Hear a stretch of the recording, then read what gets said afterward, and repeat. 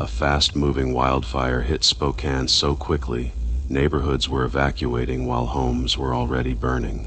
This happened in eastern Washington, where a wind-driven wildfire forced about 1,500 residents to leave. The fire started just after noon, then spread uphill, and as the wind shifted, the flames pushed toward a neighborhood. That is the moment a wildfire stops being a distant smoke column and becomes a community emergency. Homes were destroyed, residents were forced out, fire crews rushed in from multiple areas, and officials warned that the wind could make the situation even harder to control. By Wednesday morning, the fire had burned around 225 acres and was only about 10% contained. That number may not sound massive compared to the largest wildfires in history, but acreage is not the only thing that matters. Location matters. Wind matters. What is in the path matters. And in this case, the fire was threatening more than trees and brush. It was threatening homes, a school, power lines, parks, businesses, and wildlife. That is why this fire matters.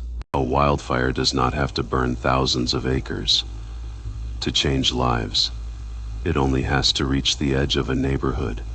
It only has to cross a road. It only has to shift with the wind. And suddenly, people are grabbing what they can carry, loading vehicles, checking on neighbors, and leaving before the smoke gets worse. This is one of the most dangerous parts of wildfire behavior. The fire can move one direction, then the wind changes, the flames move uphill, the smoke shifts, embers travel ahead of the main fire, and crews have to fight not only where the fire is, but where it could be next. That is why evacuation orders matter. When officials tell people to leave, it is not because they are trying to scare them. It is because the fire can move faster than people expect. And once roads fill with smoke or flames get close to escape routes, waiting becomes dangerous. This Spokane fire is also a reminder that wildfire risk is not just a California story. Eastern Washington has dry fuels, wind, grass, brush, pine, hills, and neighborhoods built close enough to wildland areas that a fire can become personal very quickly.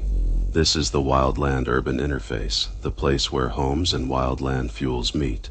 And when fire enters that zone, the response becomes urgent. For people near active wildfires, the safety message is simple. Leave early if told to evacuate. Do not wait until you can see flames. Keep your phone charged. Have important documents ready. Pack medicine, water, chargers, pet supplies, and basic essentials.